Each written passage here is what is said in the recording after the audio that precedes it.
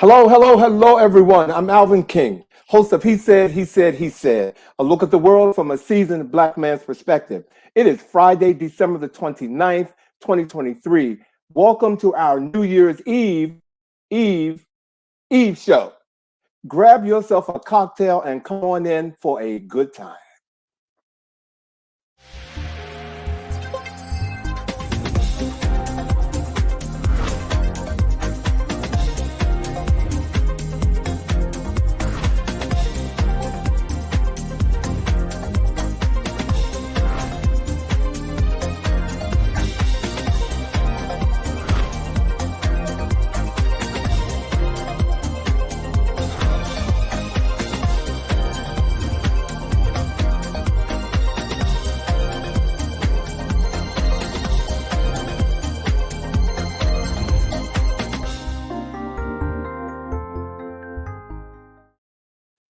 Well, hello again, everybody, and welcome to our show.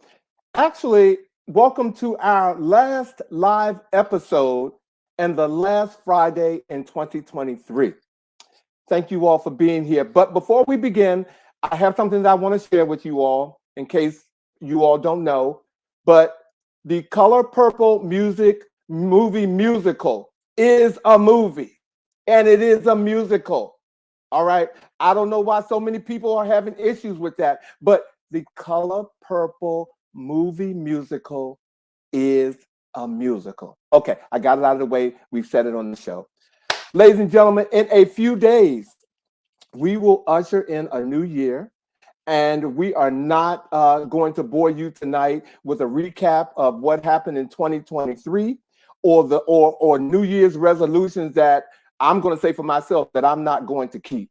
But tonight, we're going to spread joy, love, and hope about the future. And we're going to do that tonight with our special guest, author Zaylore Stout. He's here tonight to do just that and to talk with us about his new book, Our Gay History in 50 States. I cannot wait to talk to this man. And the book is incredible, ladies and gentlemen. We're going to tell you how you can get it later on during the show. But before I bring my guys on, I want to take a moment.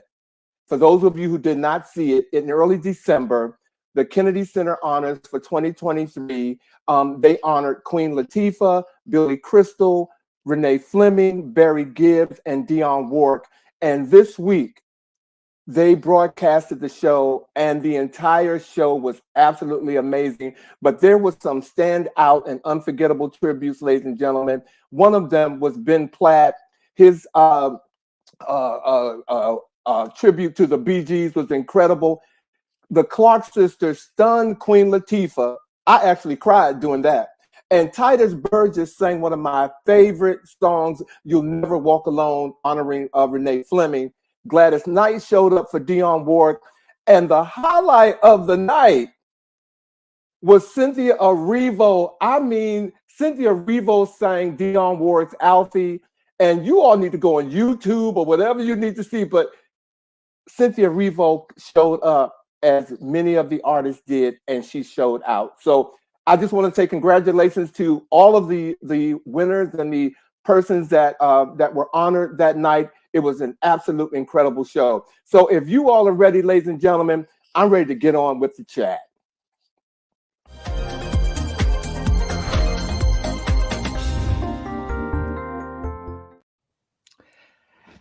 Hello, gentlemen.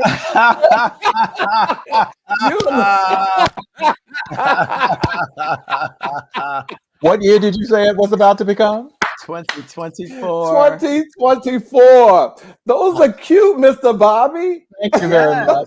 The New Year's Eve baby is wearing a sweater and some glasses. I wish he was just in a diaper. Look at you know what? I'm not going to mess with that. Hey, Dwayne. Hey, Kendall. Thank you all for joining us tonight. I can't barely see I can't even see anything, so I got to go back to bed. Wait a minute. I never see you without your glasses. There you What go. you guys doing tonight? Hey, Happy New Year. It's coming. It's coming. Did you all, wait a minute. Did we see, did you all have a good Christmas? I had a wonderful Christmas. How about you guys? Had a fantastic Christmas. I did. It was pretty much Christmas weekend. Where I went and stayed with a friend, and we had like just people coming in and out for breakfast, brunch, dinner. Like it was just nonstop party extravaganza. Setups, the new dishes, everything was so fun. Had a blast. Delicious food for me as well. Michi and I rode up to Westchester, Pennsylvania, where I told you guys I had seen the Bayard Rustin School before. We had dinner with our friend Vita, and I'd never had spatchcock chicken, which is, they cut it and lay it flat. And she's an extraordinary chef. So it was a wonderful, wonderful time. I'm not going to say nothing against, but I call that convection chicken in my house. Okay, but go ahead. But what was it called, Bobby? What you call it? She told me it was spatchcock. Okay, because I make some good convection chicken. I kind of did it like that, but now I got a new name for it. Well, it's just the way that you do the chicken. You cut it down the breast, and then you flatten it so the whole chicken is just flat. I didn't know that because I don't cook. So all I can say is I got a new name for chicken. Okay, for how I prepare my convection of it. I had a great Christmas. I mean, it was a Christmas like I've never had before. And one of my friends actually cooked dinner for 6 of us. And it was great. Met some new people and just had a great, interesting, a wonderful Christmas. But right after that, we usher in Kwanzaa. Absolutely. And today happens to be the 4th day of Kwanzaa. You're right. All right. Well, what do we have anything? Are we going to salute the 4th day of Kwanzaa? Are we going to talk about Kwanzaa for our guests tonight? Let me tell you a little bit about Kwanzaa in general. Okay. Come on, our educator on this. Kwanzaa begins on December 26th and ends on January 1st. And it was created in 1966 by Ron Karenga. Now, Kwanzaa is an African-American and Pan-American holiday that celebrates history, values, family, community, and culture. The ideas and concepts of Kwanzaa are expressed in the Swahili language, one of the most widely spoken languages in Africa. Now, there are 7 principles, one for each of the days, which form its core, were drawn from the communitarian values found throughout the African continent. The 7 principles are as follows. On day 1, it's umoja, which means unity. Day 2 is kujichagulia, self-determination. Day 3 is ujima, for collective work and responsibility. Today, which happens to be the 4th day of Kwanzaa, is ujama, cooperative economics. Day 5, nia, meaning purpose. And day 6 is kuumba, creativity. And 7, imani, stands for faith. Those are the 7 principles and days of Kwanzaa. So for all of those who celebrate this tradition since 1966, we wish you and yours a wonderful and happy collective celebration known as Kwanzaa. Happy Kwanzaa. Thank you, Bobby. Happy Kwanzaa, everybody. I'm going to a big Kwanzaa party, an annual Kwanzaa party tomorrow. It's been 35 years that they've been doing this. Yeah. So this is wow. Like so they were really... They were at the beginning. Yeah. This is the 35th year. The same person has been throwing the party, and I cannot wait. It is tomorrow night. Before we go on and bring our guests in, I wanted to talk to you guys about something else that's in the news right now that I want your opinion. Okay. Taraji P. Henson revealed this week that she's thinking about leaving the industry due to the pay gap disparities. In an emotional interview, while doing the Color Purple press tour, the actress said, "It seems like every time I do something and break a glass ceiling, when it comes time to renegotiate, I'm at the bottom again, and I'm tired." So my question is, do you guys understand Taraji's frustration? But before you answer, I want you to remember, Monique, who was in the movie Precious, sounded these alarms 14 years ago. And got all this backlash for speaking out about the same issue. And the thing that has come to me is that when I think about this, these 2 women, these 2 actresses are screaming about not being paid after working in movies that Oprah Winfrey was responsible for. So I want to unpack some of what you think is going on here and why, again, people thought Taraji's okay to do it, but Monique wasn't.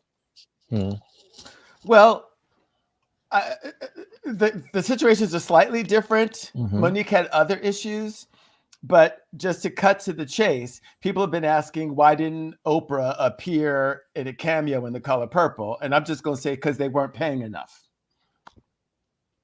Wow. Okay. Do you get it? Because she wasn't responsible. She's like, I'm not even paying myself enough. You get it? Well, I mean, for me, the thing, a lot of what I've been reading is like, well, the reason why it makes sense, well, Taraji's saying and everybody's accepting it, and Monique was being backlash because they're talking about the delivery, and that really doesn't set well for me, because when you're going through something, especially when you're Black, everybody wants to question how you deliver it, how you do it, how you do this. If you're not being paid, you're not being paid. There is no way that you can say it, or you can sit at a table with butter and giving people, what do you call it, caviar. For a Black person to sit in the room and say that he or she is not being paid, you're still going to be looked at the same. I agree. I mean, Monique spoke out.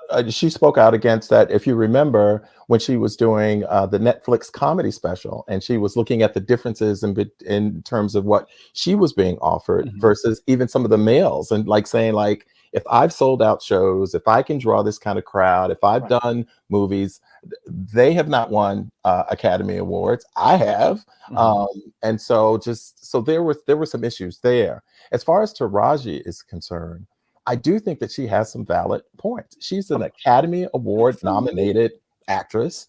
And one of the other examples, Alvin, that she mentioned in some of these during the tour was, say, for instance, after Empire ended. And, Cookie Lyons was everything. Everybody was talking about Cookie Lyons. And when the show ended, she said her entire creative team was sitting there going like, okay, what do we do next? And she was like saying, your job is to have already started setting things up. You knew that Empire was ending. So she said the first thing that she did was she fired the entire team.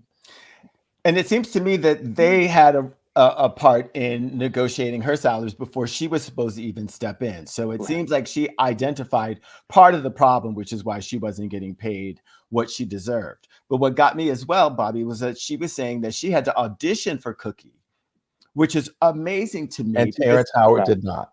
And which made perfect sense, because Empire was really just the continuation of Hustle and Flow. It really was just the continuation of the story of those two people going on and continuing on with their music career. I mean, if you really look at both of them, and I challenge you to over this holiday season. I'm going to do it. I'm going to do it. But she was in the movie with them.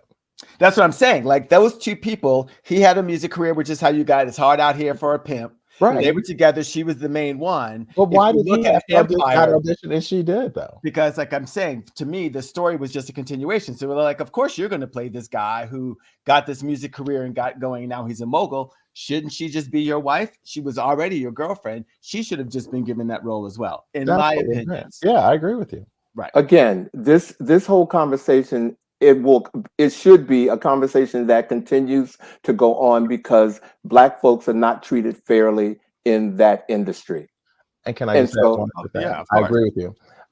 Also recently seen is a really powerful clip by Viola Davis, of course, who supports and confirms these very same things, because she's like, I am at the top of the chain right now in terms of being called for roles and things like that. And she's like, and I still don't get paid what she knows white actresses are paid for roles. So they don't see us the same. I mean, I have been catching up on the TV show Heroes, right? A Black person trying to get into television, they'll be like, oh, we already have a Black person. Even though we all look the same, different shades, different hair, etc. I'm watching Heroes. They managed to find two white boys with the same mouth issue, where one of them can't like move it. They had two guys with the same thing. You mean to tell me that y'all couldn't see that looked like the same person to people watching your show, but yet you can only have one good Black person in your movie? They don't see us in the same way. It's one reason I encourage you to see American Fiction also, just moving quickly. Did you see it already? I saw it last night. Oh my goodness. I'm seeing it either this weekend or next weekend. I'm going to see it. I cannot wait, because Jeffrey. You saw it, I have not seen it yet, but I'm going to watch it. Let's talk about it. We will talk about it. Right. Well, and I also, before we leave this conversation, because it's someone that will go on, but I also want to go on record that says Monique actually won an Academy Award Correct. for it. So Exactly. and so to give her backlash, and I don't mean to dig up stuff from her, but this whole, well, Tarazi makes sense, but Monique doesn't, kind of thing that some of social media is trying to say. It's just a little, unnerving for me to see. I don't support that Monique. at all. Monique's situation with Oprah and Tyler Perry and those guys was because she refused to do the tour for that's the right, movie Precious, right. which Promote is it, right. different than her getting paid the same amount, which is the issue she had with Netflix. Correct. So they're kind of different. When you sign up for a project, you're expected to do the tour, and she's like, you have to do promo. Going on. Right. Well, but the reason why she wasn't doing the tour was because they wasn't paying her the salary that she deserved to do it. And so when you sign up for it, you still have to, deal with your principles. And so I get this obligation, which is that you're going to show up and do the tour, regardless of what you accepted. If you had said you're accepting the position and you get an hour for lunch, don't come in here trying to take 2 hours for lunch. So everything comes with it. And basically is what you're saying. It's a contract. Right. It's a contract. And that's where they were. And she had a different position. They made amends. But I just want to say that it's not just about the money. It was about also contractual obligations and some personal stuff as well between the two of them. From plus she has an attitude to me. I don't like her. She called herself faggot in her comedy. Look, you get ready to go down. You get ready. If I'm gonna stand up for you, I'm gonna tell you but okay. Well, first of all, thank you all because I threw this on you all. Just remember, you asked the question. That's right. I asked the question, but thank you all. But more shall be revealed, as Vash will say, and we will be talking about this. So if you all are ready, first of all, hey Rodney, welcome to the show. You are right, Kendall. We are not treated fairly in this industry. Period. Okay. Period. But we have a fantastic show that we've lined up tonight, ladies and gentlemen, and sort of kind of a continuation from last week because we talked about African American gay man who made history. And now we're going to talk with someone who has written a book outlining people and places and things in our gay history, ladies and gentlemen. So if you all are ready, I want to go ahead and introduce him. If you guys are ready, you guys ready? Absolutely. Oh, yes. Okay, hold on, because okay, I'm ready. Takes a minute. God, these producers, they're just crazy. Ladies and gentlemen,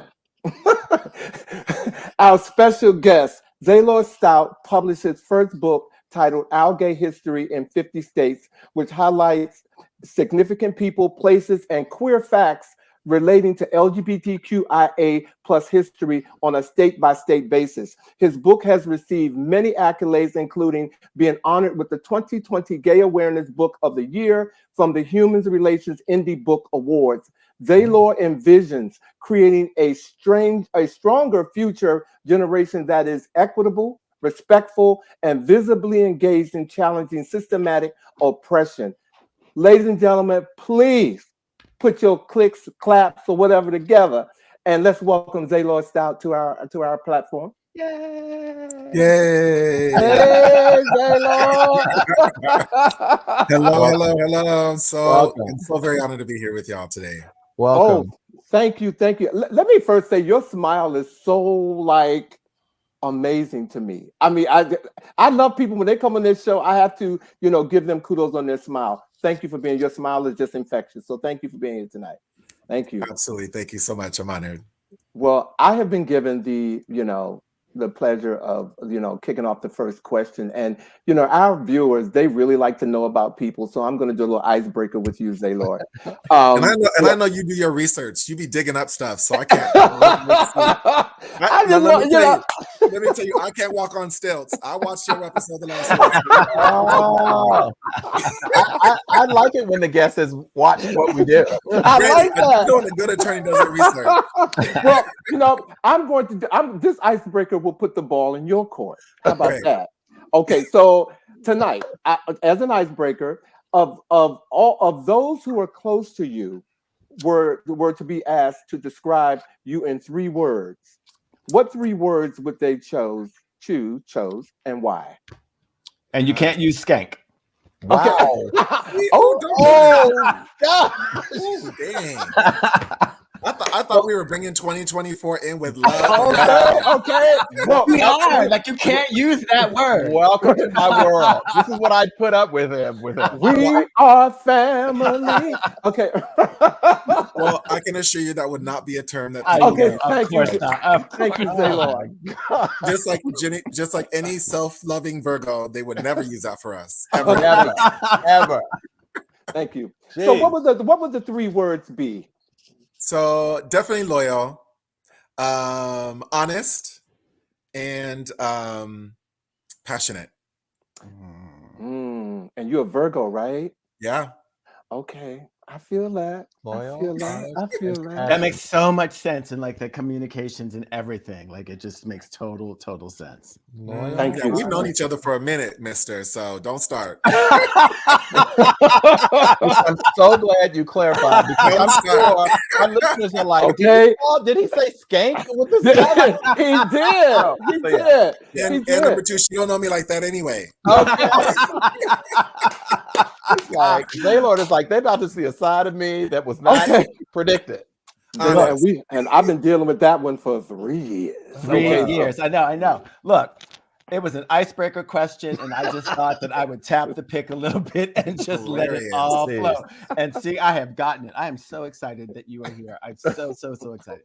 Yes, we have known each other for like at least 5 or 6 years, but this is the first time we have actually laid eyes on each other. Wow. True. Which, is amazing. It just shows the power of your love, your conviction, your positivity, etc. So I know that you live in Minnesota. Minneapolis to be exact. God bless you. What is it like to be a gay Black man in Minnesota? I think it's different. It's definitely different for me. Now the backstory I'll say is I grew up in Orange County, California.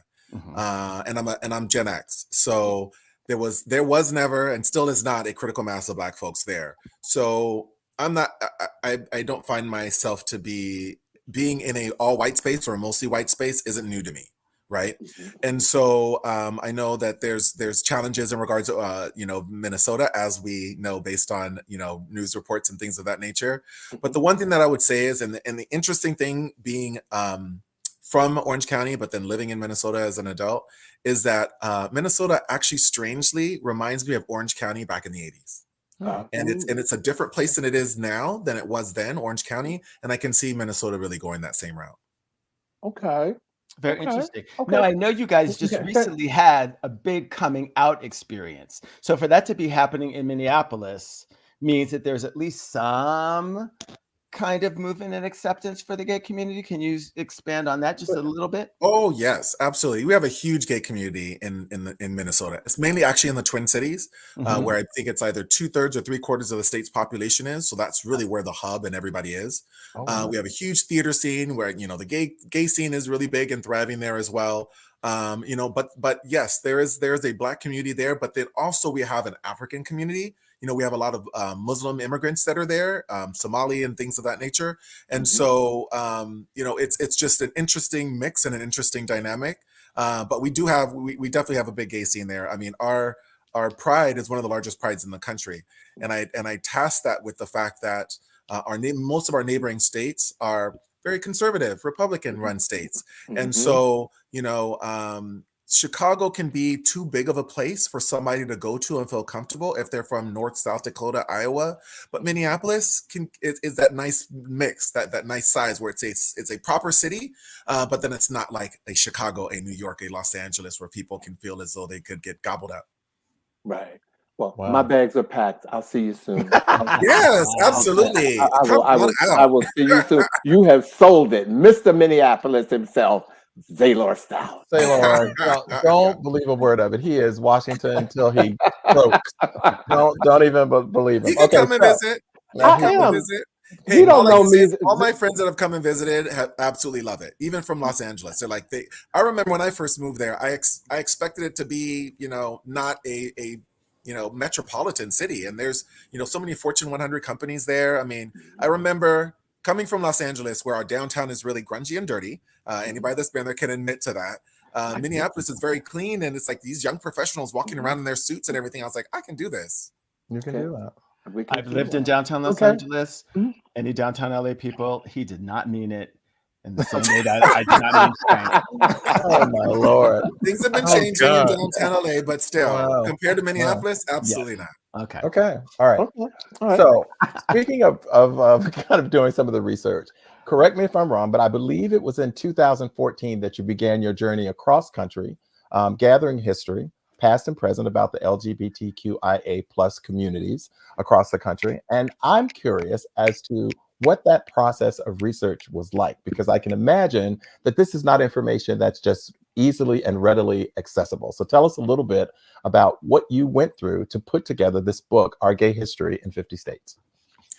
Well, I really wanted it to be a community effort. So I actually hired like a small army of queer youth to help me do the research for this. So I felt it was really important because being a young person, I didn't really have access to LGBT history, you know, unless you dig and find it yourself, you really can't find it. And then as well to try to find, you know, representations of folks that look like me and have my lived experience was a whole different thing too. You know, you don't have a lot of Black queer men out there writing history for our community. Right. So I thought it was important to be able to enlist, you know, young folks in regard to this effort as well. And so that was the great and interesting part against my publisher's recommendations, because they said it would be kind of unwieldy to work with managing all these different people. Right. But it ended up, I think the end product ended up being amazing. And there was additional work that had to be done. The funny story that I'll say is one of the researchers did the research for Montana. And when they came back with the entries, I was like, wait a minute. The whole history of the state of Montana, from when Montana was founded to now, there have been no lesbians, like none, not one lesbian in Montana. And I sent them back to do some more research. They didn't find any. So then I went and did research, and I was able to find some entries there. So for me, it was important to try to make sure that each state's entries were diverse as diverse as possible, and then make sure that the nation's history was diverse and represented the true diversity of our full community. Because as all of us on this podcast know, you know, our community is extremely diverse. Absolutely. Yet those that are represented either in the media or the like don't always represent all of us, and it doesn't always look like all of us. So I did a concerted effort to make sure that trans men were represented, that people from the AAPI community were represented, that intersex and asexual folks were represented, you know, that two-spirit people were represented. I wanted to make sure that we had all that representation there of folks. You'll have leaders in our community that don't even know what all these letters mean, or never met anybody from all the different letters of the acronym. And so it was important for me to make sure that all that representation was there. Thank you for clarifying that, because inclusion is something that we value very much here. Yeah. Well, I'm going to take a moment. I need to take you back to Minnesota for a minute, because I've done my research on Minnesota, and I have found that Minnesota played a very important role in LGBTQ IA+ rights. In fact, Minnesota became the first U.S. state to outlaw discrimination based on sexual orientation and gender identity in 1993, protecting LGBTQ people from discrimination in the fields of employment, housing, and public accommodations. So my question to you, Zaylore, is, knowing this, or how did this piece, if it did, of history inspire you to focus on presenting the history of the LGBTQIA+ community? Well, that particular, and Minnesota has a lot of history in regards to first, so I'm glad that you brought that up. In Minneapolis, if my memory serves me correct, was the first city to be able to provide those protections, at least as it relates to gender identity, which was very new back in the day, right? Like gender identity now is something that a lot of states and cities are wrestling with, but Minneapolis and the state of Minnesota recognized that a while back. But for me, it really came to, you know, and I know that you read the book and you read the forward and stuff, so I may be recapping some stuff for you here. But when I was driving cross country and I got to Wyoming, of course I thought about Matthew Shepard, and I wanted to lay flowers at the fence that he was chained up to and left for dead, and it wasn't information that was readily available, and I was like, how is this possible in the age of the internet, where all this information should be accessible and available to us? And I was like, there should be a road trip guide for queer folks, and this should absolutely be a spot that's there. And that was the linchpin that really, you know, dug in my brain in regards that I ended up circling back to years later, and was like, you know, once I met Matthew Shepard's parents, Dennis and Judy Shepard in Minneapolis, I was like, if this cisgender heterosexual couple can live through the worst day of their life every single day for 20 plus years, right, from my community, so that we can feel loved, respected, and safe wherever it is that we are in this country, I, as a member of that community, need to do more. And so within 2 days, I met with the publisher, which is a dear friend, Dara Beavis, with Wising Creative Publishing. Within 2 months, I started writing the book, and then 2 years later, the book was out. So all of those things really, really come together from that perspective. But if not me, then who, right? And so we all have to find ways to be able to provide those resources for the future generation, so they don't forget. They don't forget where it is that we came from. I'm loving me some Zaylore Stout right now. I'm just Bags are packed. I'm just going to say it. Yeah. Okay. Thank you, Zaylore. Thank you. Absolutely. Thank you. It's really amazing. So you're also an attorney, and you're the principal at your own law firm, Zaylore Stout and Associates, where you specialize in employment law at both the state and the federal level. Firstly, what does all that mean? And then can you tell us about a case that fills you with joy or pride that you've handled? Yes. So employment law encompasses discrimination, sexual harassment, wrongful termination, and wage and hour issues. And so, of course, I'm the principal of my firm. We have our main headquarter office in Minneapolis, but we also have a satellite office in California. We have 3 attorneys that work at each office in each location, so we're able to assist clients from that perspective. About 75% of our work is representing employers. So we work with employers ideally to keep them out of trouble and have them do the right thing in the first place, as well as working with folks in the HR field and the HR department to provide advice and guidance to them as well. But then on the back end, the other 25%, we're representing aggrieved employees that have had their rights violated. And so sometimes you have to bring employers to task when they're violating employees' rights in regard to some of these areas. And so I've been in the administrative employment law space since 2000, and been an attorney since I graduated law school and passed the bars and everything in 2010 now. I'm trying to even think how many years it's been. So I've been in the space for a while.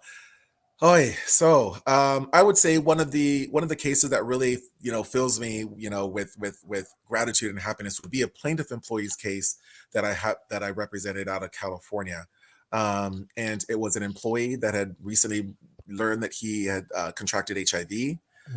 He disclosed this information to his employer, and then his employer fired him. And it was even in a text message in regards to why it was that they were letting him go.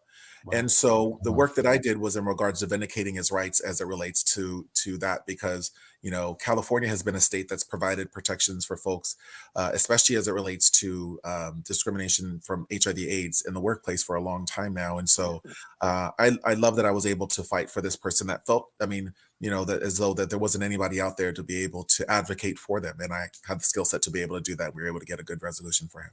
It's very Denzel in Philadelphia with Tom Hanks. What percentage of your cases would you say involve LGBTQIA people with employment issues? I'd say somewhere between 20 and 30. I'm very active in the community, so I do get a lot of referrals from that perspective. But, I represent and work with a lot of small and medium-sized businesses, mainly in regard to this space. And a lot of the large clients that I represent, we do workplace investigations for them. And so my law firm is triple certified. So we're LGBT certified, minority certified, and disabled owned certified. So some of those larger organizations find benefits in regards to leveraging our certification and pairing that up with claims that are filed by employees within their organization. So let's say you have an employee that feels as though their manager is discriminating against them based on their disability. Well, somebody that has lived with a disability their entire life, I should be somebody that should be able to empathize with that person. And so it provides instant credibility with me and that individual that's bringing their complaint forward. But then also, I'm an attorney, so my job is to call balls and strikes from that perspective. And so it's a win-win for everybody when we're trying to get to the root cause of what the issue is and get it resolved internally. What is your disability, if you don't mind me asking? I have disabilities to my hands and my feet. So I have burst effects to my hands and my feet. So it's Adam's complex. So it's created some challenges in regards to typing and writing. I remember my first grade teacher didn't know that I had these disabilities to my hands until my third grade teacher told her. And so it's been kind of an interesting track and voyage from that perspective. It really hasn't. I don't necessarily feel as though it's something that's really impacted me until really I got to law school. And law school, especially with tests as well as the bar exam, they're very time sensitive, right? And I'm not able to just like type on a typewriter without looking at it. And so that's impacted my ability to be able to be as quick as everybody else. So I did actually request accommodations to be able to be at an equal footing with everybody from that perspective, but it's not impacted my ability to be able to do my job as an attorney. Right on. Well, if I was close to you, I'm sorry. One of my things I would say about you as a friend, I would say you're resilient. You are so resilient, Zaylore. And I would add that to my Thank top you. 3 things that I would say about you. Thank you for sharing that, my friend. Absolutely. Absolutely. I'm such a crybaby tonight. Go ahead, Bobby. I'm sorry. That's normally me. I'm a sucker for a good commercial. You give me a good LGBT commercial, I'm gonna be boohooing. I am. I'm like down for it. I'm sorry, Bobby. I didn't mean to get in your way. No, I was just going to say it certainly makes the work very personal as well. It is obviously not just work, but very personal as well. Right. Now, few in this country really kind of understand the process of laws and how they're passed and so forth. And as an attorney, I was wondering, is there a easy way of helping kind of our viewers understand the role that states can play also in terms of the passing of laws and protections, particularly supporting the LGBTQIA+ community? Oh, please. It all starts local. It all starts local.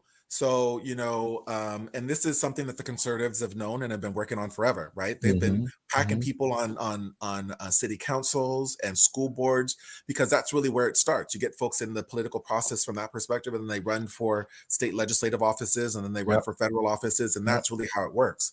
And so, one of the benefits here in the States is that, there's this petri dish aspect of seeing what works, right? And what percolates up to the top. And if you have lots of cities within your jurisdiction that want to provide protections for LGBTQIA+ folks, and then you end up having a critical mass of cities and jurisdictions that are providing those protections, then the state will look into being able to provide those protections. And then once you have multiple states and many states that are providing those protections, then that's when you end up having federal protections from that perspective. And that's exactly what happened with marriage equality, for example. Even though, and here's another part where Minnesota comes into play as it relates to one of the first, every marriage amendment that came up was passed, and until it got to Minnesota. Minnesota was the first state that defeated a marriage amendment. So each marriage amendment that came up to define marriages between a man and a woman passed, even in California, right? Even though it was still rolling in the courts from a state and federal perspective. But Minnesota was the first state where the boots on the ground, talk to your neighbors, did that whole old Harvey Milk scenario where you tell everybody that you're LGBT and let people know that they do have folks in their lives that are members of this community. If you want me to be happy, you want me to be loved, you want me to have the same happiness and family that you're able to have, vote for me to be able to have the same rights as you.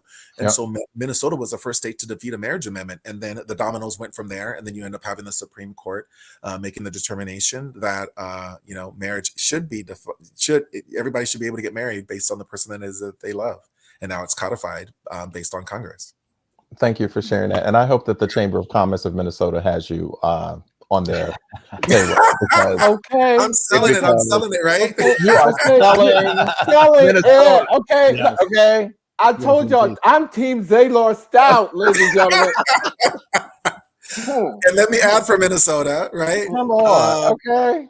This year we passed the transgender refuge bill, where people are able to come to our state and receive the gender affirming care it is that they need to be able to provide the resources that they need. I mean, I have folks that have had to move out of places like Texas and Florida that have migrated to other states, including to Minnesota, because either they don't feel welcome and or accepted and or protected based on the state laws that they're there, or mainly, and this is the part that a lot of people miss, parents of kids, right? Parents of kids that are trans or gender non-conforming or non-binary need to be able to do what's best for their kids too. And if it's not living in a state that's not going to provide those protections to them, they need to go somewhere else. And so that's actually what's happening as well. So, i.e. that Sunshine State down at the bottom. That one down there. Yeah, that one down there.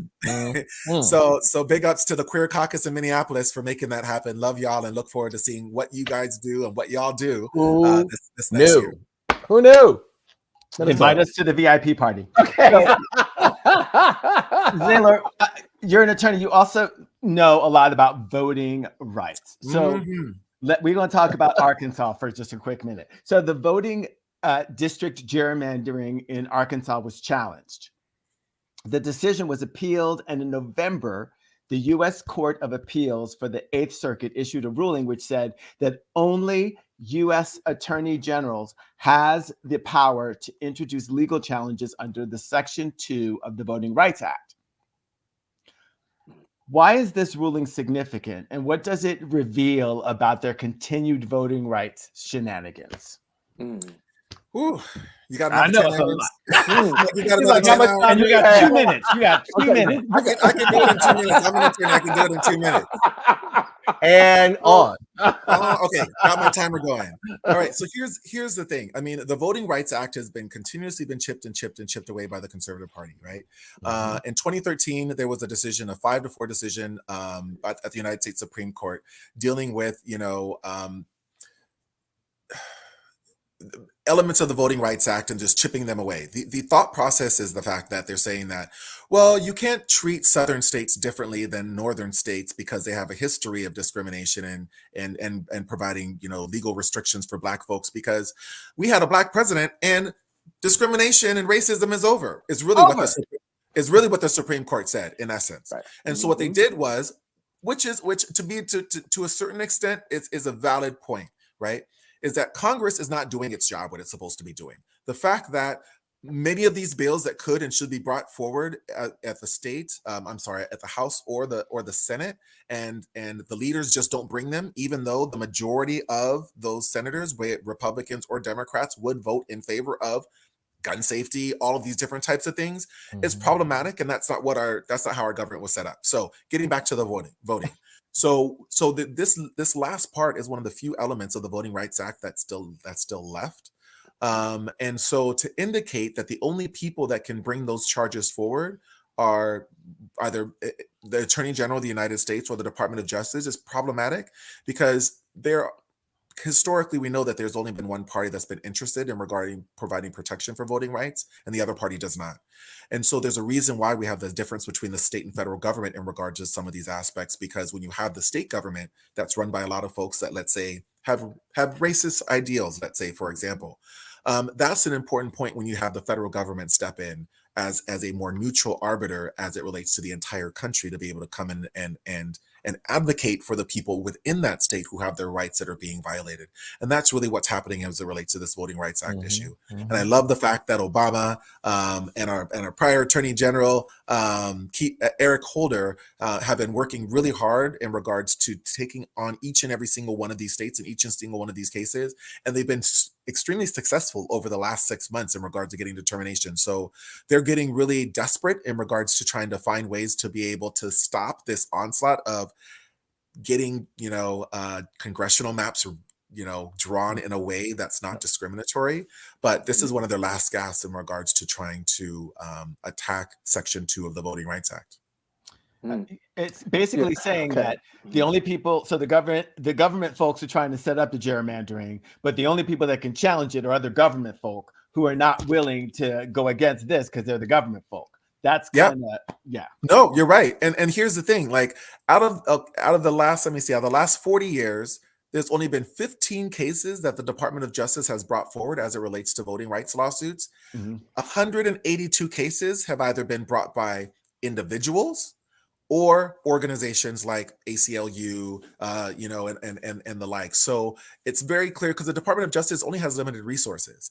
And so it's important for, and the interesting thing is the Supreme Court has continued to reiterate the ability for individuals and organizations to be able to bring these types of cases forward. So they're just grasping at straws, but there's all these types of cases that are coming up, and the composition of the Supreme Court is different now than it was. Before our current president, Joe Biden. Good. Thank you. Absolutely. Thank you. And I'd highly recommend Eric Holder's book, Unfinished March, which looks at a lot of this. So, yes. So, Zaylore, let me ask you, what person or moment in your book do you feel made the greatest contribution to the LGBTQI plus history, and what brings you to that conclusion? Greatest contribution? That wasn't the question you asked me before. Uh-oh.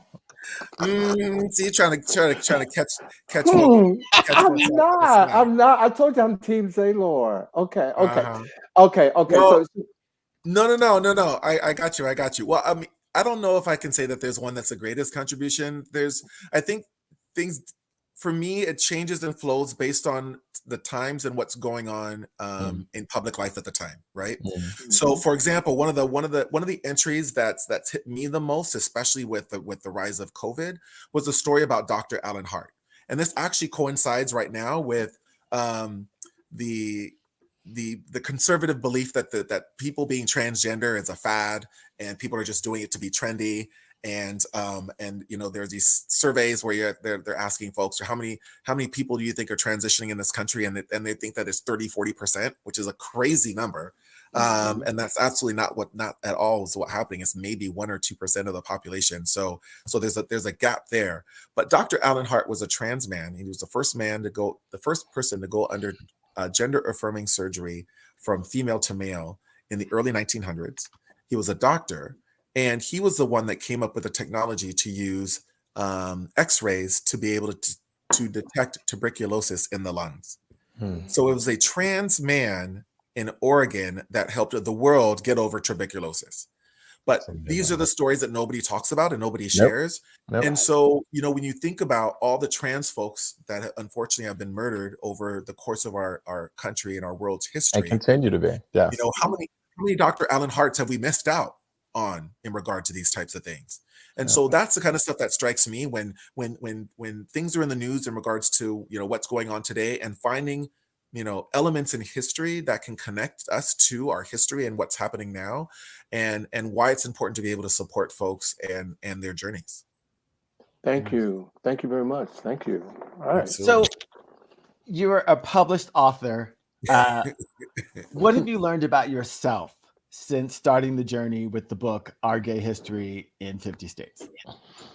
Ooh, I love this question. This reminds this is a really, really good one, because this really gets me the ability to be able to talk about this one important point. So growing up in Orange County, again, I was one of two, three Black kids in my elementary school, and by the time I got to high school, there may have been 5 of us. And so I never learned Black history. There wasn't a Black community for me to be raised and grow up in. So when I would go back and visit my family in South Carolina and St. Louis, that's where I would have my critical mass of the Black experience. And so, the interesting thing about writing the book is I was able to learn that being a Black kid, even though I wasn't raised in a Black community, I still had privilege because I was raised in a Black home. So being raised in a Black home, I was still able to learn about my cultural history. Though I didn't learn it in school, I learned it at home. And so one of the differences between being a Black kid being raised in a Black home and a queer kid is that most queer kids aren't raised in queer homes. So then they grow up and become adults and they don't know about their history, right? So I know that y'all had, and so I have a question. I was thinking about this one. A question to point back to all of you. When was it the first time y'all had heard about Bayard Rustin, right? And I'm sure it wasn't in elementary school, and I'm sure it wasn't in junior high school, and I'm sure it wasn't in high school. I'm sure it was likely you doing your own digging in regard to this kind of stuff. And so that was part of the whole thing about writing this book too, is to be able to provide a history. For me, my dream is that if somebody comes out to somebody, I want whoever it is that they come out to think about this book and give this book to them and say, this is your history, this is your community, here you go. Because I know that a lot of queer folks really feel lonely and alone growing up and thinking that they're the only ones, even with the advent of the internet. And so to be able to see other folks that have gone through this challenge is really important. And to be able to make that connection from that perspective. And that's part of why I did each state as well, because people resonate with folks and stories of their own home state as well. So I thought that was an important element there too. Well, if you ever re-release it, I think you should put it, everyone talks about having their gay card revoked. I think you should have one in there that once you finish all of the different chapters, you get the gay card at the end and you can have that. So smart. Okay. I know. I'm doing that. We're doing that. Please, Thank you. please don't put that, don't put that word with him. He suggested it because he knows this is being filmed, and he is going to track you down and try to get percentage of it. Trust me, I know. That is not who I am. Well, ladies and gentlemen, because we have a time that we need to get through, we would like for our special guest to read an excerpt from his book, which he has so graciously allowed us to have him do tonight on the show. But before we do that, we're going to give him a moment to get himself together, and we're going to show a special PSA from the NNPA. So hold on.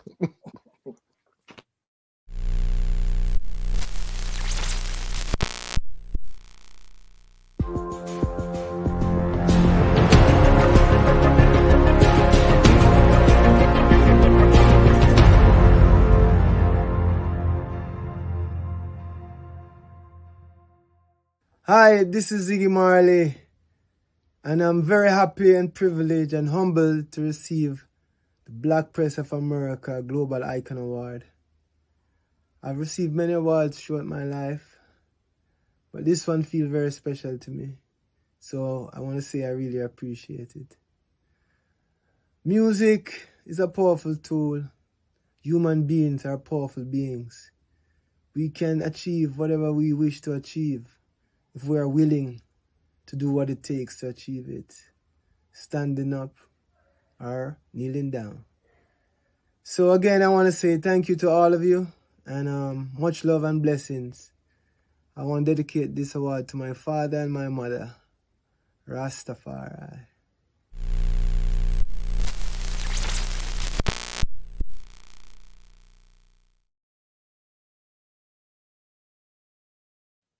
Ladies and gentlemen, Zaylore Stout. All right. So this entry is actually for Puerto Rico. So it indicates Puerto Rico's first LGBTQ plus monument is in San Juan, Puerto Rico, and was erected in Third Millennium Park in June of 2016, shortly after the massacre at Pulse nightclub in Orlando, Florida. 23 of the 49 people who were gunned down were from Puerto Rico.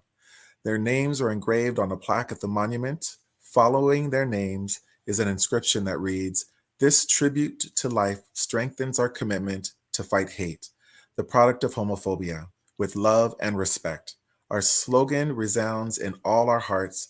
Love is love is love is love."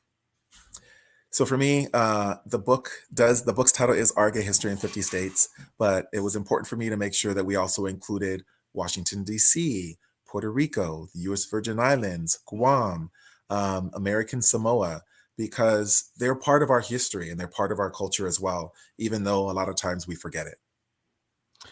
And those cultures also, in many ways, have an expanded acceptance of gayness. And so they're very forward thinking. So thank you for that. Absolutely. Again, the commitment to inclusivity is just a wonderful thing. Yes. We also did some research, and I don't know if this still occurs, but for your book sale, you know, look, your elementary school yearbook. There are percentages from your book sales that will go towards some nonprofits. Is that still the case, Zaylore? Because I want to make sure that I got that correct. And if you could, if that's the case, thank you. Please tell us how that works and what are the nonprofits that you've chosen to benefit from the sales.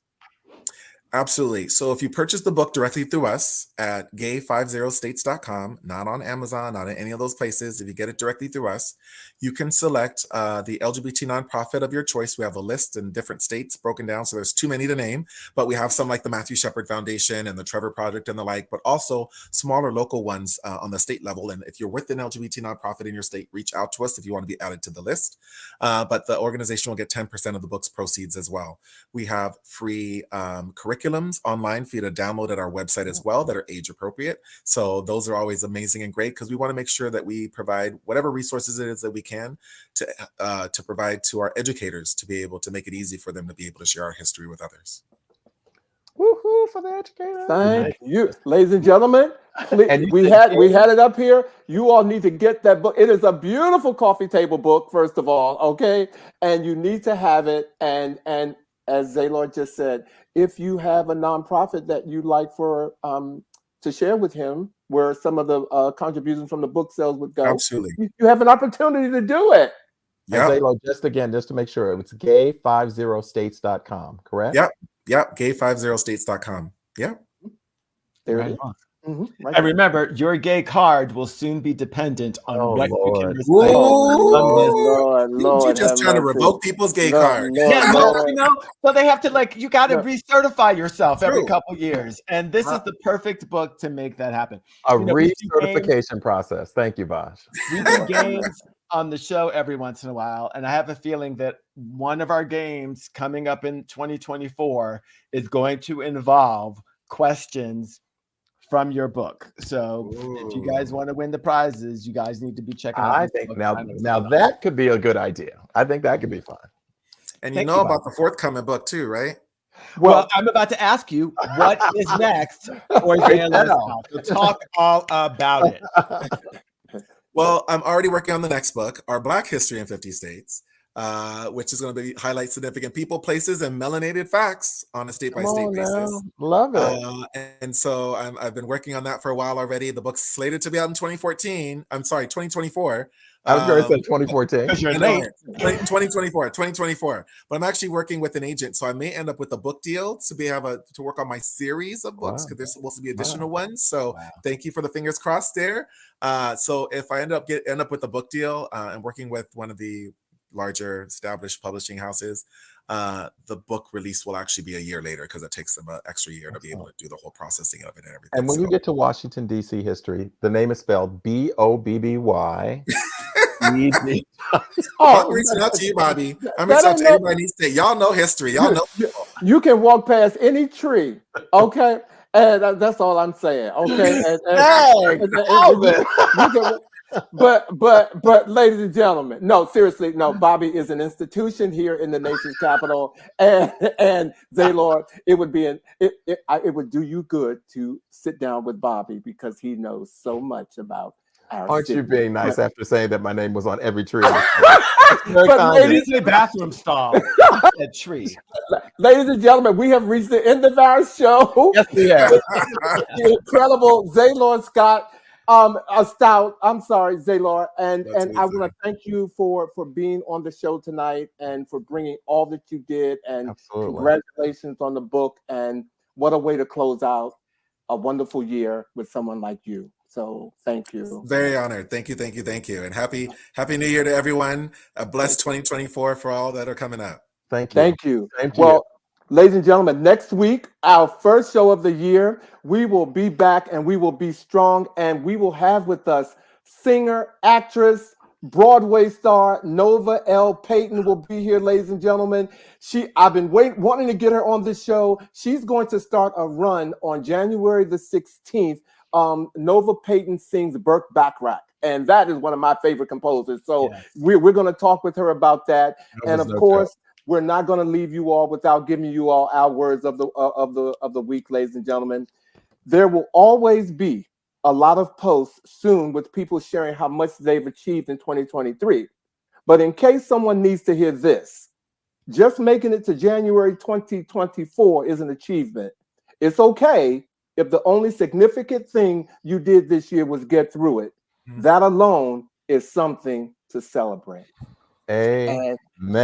Thank you, Bobby, for giving us that word today. And ladies and gentlemen, we're going to say Happy New Year right now. That's right. Thank you for all that you've done to get us here, ladies and gentlemen. This year has been great. It's that time again. And we will see you all next week on a new episode of He Said. He said.